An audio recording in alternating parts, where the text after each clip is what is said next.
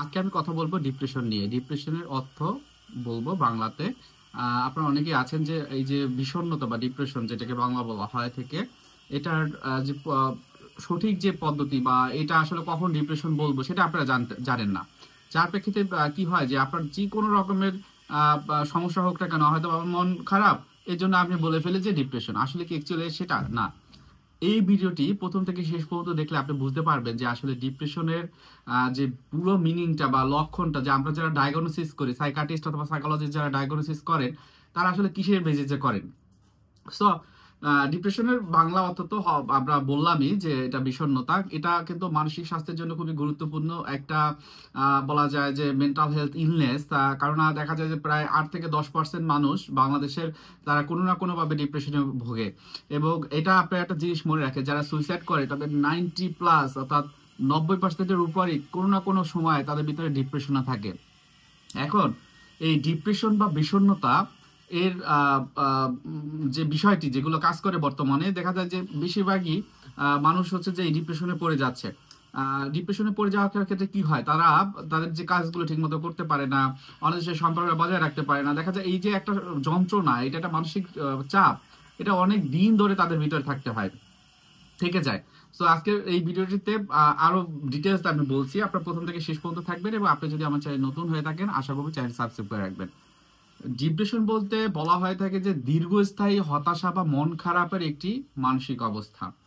এটি একটি মানসিক রোগ, যেটা সাইকোলজিক্যালি বা আমরা DSM-5 diagnostic and statistical manual এর মাধ্যমে কিন্তু আমরা আইডেন্টিফাই করার চিন্তা করি। এই ক্ষেত্রে ওই ব্যক্তির চিন্তা, অনুভূতি, আচরণের বড় রকমের পার্থক্য, ডিসঅ্যাডভান্টেজ দেখে তারা। এবং এর প্রেক্ষিতে যেটা হয়, তার প্রতিদিনের কাজগুলো ঠিক করতে পারে না। দেখা যায় যে সে যখন মন খারাপ থাকে, তার মন খারাপের কারণটা সে দেখে যে ফ্ল্যাশব্যাক করে, যে অতীতে বেশ কিছু প্রবলেম হয়েছিল সেইগুলো তার বারবার মনে পড়ে। এটা না হলেই পারতো, এটা কেন হলো, এটা কেন করলাম, এই বিষয়গুলো তাদের ভিতরে বেশি থাকে। এখন ডিপ্রেশনের কারণের বিষয়টা যদি আসে, অনেক ক্ষেত্রে এটাকে বলা হয় জীবনের বিভিন্ন রকমের চ্যালেঞ্জের কারণে হয়। এটা যদি আমি বলি 1 নম্বরে, যে হয়তো যে ব্যক্তিগত বা পেশাগত বিভিন্ন রকমের চ্যালেঞ্জ ছিল, সেই চ্যালেঞ্জের একটা পর্যায়ে এসে এটা বিষণ্ণতা তাদের ভিতরে চলে আসে।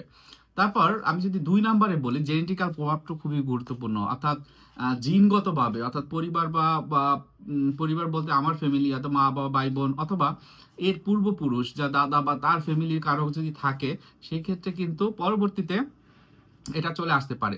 3 নাম্বার যেটা আসে যে মস্তিষ্কের কার্যকলাপ, যেটাকে বলা হয় বায়োলজিক্যাল ফ্যাক্টর। আপনারা জানেন যে আমাদের ব্রেনের ভিতরে বিভিন্ন নিউরোকেমিক্যাল রয়েছে, অন্যান্য যে পার্টগুলো রয়েছে সেগুলো কোনো জায়গায় যদি এফেক্ট ফেলে, সেই ক্ষেত্রে কিন্তু এই যে ডিপ্রেশনটা চলে আসতে পারে। তারপর 4 নম্বরে যদি বলি যে ট্রমা। আমার ট্রমা কি? মানসিক আঘাত। ট্রমা আবার 2 ধরনের হতে পারে। হয়তোবা আমি কারোর সাথে সম্পর্ক তৈরি করেছি, সম্পর্কটা যাচ্ছে, কিন্তু সম্পর্কটা হলো অ্যাবিউসিভ।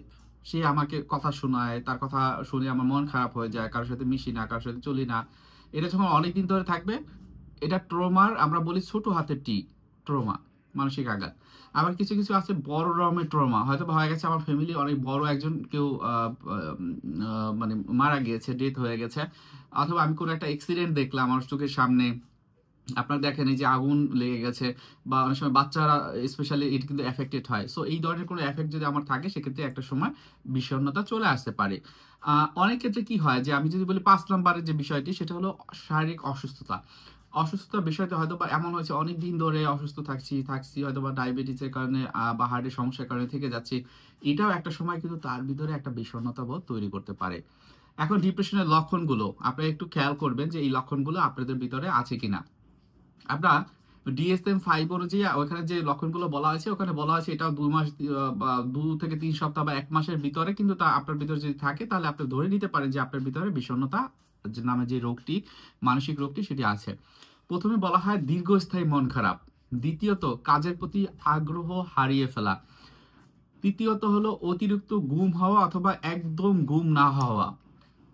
4 নম্বরে হচ্ছে যে খাবারের প্রতি অনীহা অথবা অতিরিক্ত খাবার সে গ্রহণ করে। 5 নম্বরে হচ্ছে ক্লান্তি, অথবা নিজের ভিতরে মনে হচ্ছে যে শক্তি নেই, কোনো কিছুতে ভাল লাগে না, কোথাও যাই না, মনে হয় যে আমার অনেক ধরনের পরিশ্রম করে এসেছি, এখন আমার একটু শান্তি নেওয়া দরকার, একটু একটু শারীরিক শান্তি, সেটা মনে হয়। তারপর 6 নম্বরে যেটা সেটা হলো আত্মবিশ্বাসের অভাব, তার নিজের কনফিডেন্সটা থাকে না।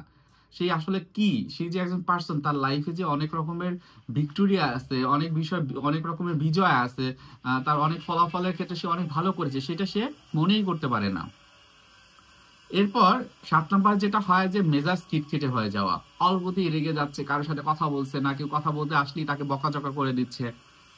এবং সে যদি অল্প একটু বকাঝকা শুনে তাতে সে একদম বাস্ট আউট হয়ে যায়। তখন কি হয় যে এই যে বিষয়টি 8 নম্বরে যেটা, সেটা হলো হয়তো সে অনেক সময় আত্মহত্যা করতে চায়, আত্মহত্যার যে চিন্তাটা সে তার মাথায় চলে আসে। সো এই লক্ষণগুলো থাকলে আপনি ধরে নিতে পারবেন যে আপনার ভিতরে বিষণ্ণতা হয়তো বা তৈরি হচ্ছে। এখন ডিপ্রেশনটা যদি অনেক দিন ধরে থাকে তখন কিন্তু প্রভাবটা কিন্তু অন্যরকম হয়।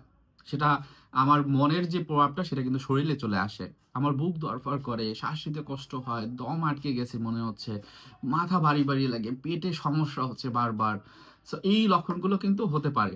এখন যদি এটা হয়, so how how to overcome depression, এটা হয়ে গেল। এখন আপনি কিভাবে এই ডিপ্রেশন থেকে মুক্তি পাবেন? দেখেন, ভিডিওতে মোটামুটি ডিপ্রেশনের মিনিং না সব রকমের যে ইনফরমেশনগুলো পাবেন। প্রথমে ব্যাপারটা হলো যে আপনি, আমি জানি না, আপনি যদি একদম ডিপ্রেশনের চরম পর্যায়ে পৌঁছায় তখন আপনি সেলফ হেল্প টেকনিকগুলো খুব বেশি পারবেন না হয়তো, সেটা আমি পরে বলছি। প্রথমেই বলবো যে পেশাদার সাহায্য নেওয়া অতীব গুরুত্বপূর্ণ। কেননা আমি প্রথমেই বলেছি যারা সুইসাইড করে তার 90%, 90-এর উপরে থাকে, তার ডিপ্রেশন কোনো না কোনো একটা সময় ছিল। তাদের লাইফ পজিশন ছিল যে হোপলেসনেস, অর্থাৎ I am not okay, you are not okay, মানে এই পৃথিবীর কোনো কিছুই ভালো না, আমিও ভালো না, এই পৃথিবীতে বেঁচে থেকে কোনো লাভ নেই। তখন এই যে যখন মেন্টাল স্টেট তৈরি হয় তখন তারা সুইসাইডাল টেন্ডেন্সি তাদের ভিতরে কাজ করে। সো সেক্ষেত্রে আপনারা অবশ্যই একজন প্রশিক্ষণ প্রাপ্ত মনোচিকিৎসক, সে হতে পারে কাউন্সিলিং সাইকোলজিস্ট, ক্লিনিক্যাল সাইকোলজিস্ট, তাদের কাছ থেকে নেবেন। এবং খুব বেশি সমস্যা হলে একজন সাইকাটিস্টের সাথে যোগাযোগ করা বাধ্যতামূলক। তখন তারা কি করবে, থেরাপিটিক যে বিভিন্ন রকমের টেকনিক আছে, সিবিটি, কগনিটিভ বিহেভিয়ার থেরাপি, অন্যান্য সাইকোথেরাপি বা কাউন্সিলিং, সেটি আপনারা তাদের কাছ থেকে পাবেন। এরপর আপনি যাবেন ওষুধের চিকিৎসাটা। যদি মনে করেন যে খুব বেশি সমস্যা হয়ে যাচ্ছে, কোনো রকমের ইনসাইট পাওয়া যাচ্ছে না, কোনো কিছু ঠিকমতো করতে পারে না, তখন ওষুধের চিকিৎসাটা নিতে হবে, সেক্ষেত্রে একজন সাইকিয়াট্রিস্টের কাছে যেতে হবে। এরপর স্বাস্থ্যকর জীবনযাপনের কথা বলবো। আপনার নিয়মিত খাওয়া দাওয়া ঠিকমতো করা, ঘুম ঠিকমতো, মানে আগে ঘুমাতে যাবেন, পরে যেন দেরি না করেন। অনেক সময় অনেকে করে 3টার সময় ঘুমাতে যায়, সেটা না, আপনি 10টা, 11টা, 12টার ভিতরে ঘুমিয়ে যান, সকাল সকাল ওঠেন, এবং সকালে উঠে আপনি একটু মেডিটেশন বা ব্রিদিং এক্সারসাইজ এগুলো করেন, নিয়মিত করেন। আপনার যে জিনিসগুলো ভালো লাগে, হয়তো বা হবি বা শখের জায়গাগুলো আপনি করতে পারেন। কারোর সাথে কথা বললে ভালো লাগে, তার সাথে কথা বলতে পারেন। মোটা কথা যে যখন আপনি ডিপ্রেশনে পড়ে যাবেন, প্রথম স্টেজটাই হবে যে আপনার মনটা ভালো করার যে ওয়ে আছে, যেটা ভালো লাগে সেটার দিকে আপনার কনসেন্ট্রেশনটা রাখা। স্বাস্থ্যকর জীবনযাপন বলতে এগুলো কি আমি বলছি। এছাড়া হলো মানসিক সমর্থন বা মানুষের অন্য যারা থাকে তাদের সাথে একটু কথা বলা, মেশা, আপনার প্রবলেমগুলো তাদের সাথে একটু শেয়ার করা। আপনি যদি আপনার মনের কথাগুলো বলেন, দেখবেন আপনার মনটা একদম হালকা হয়ে যাবে। রাইট, একদম হালকা হয়ে যাবে। আপনি বলেন প্রিপারেশন নিয়ে যে আমার লাইফে এই বিষয়গুলো হয়েছিল, তখন আমার এই চিন্তাগুলো, আমার এই অনুভূতি হয়েছিল। আপনি কান্না আসলে কান্না করেন, আপনি দেখেন এটা কতটা এফেক্টিভ হয়।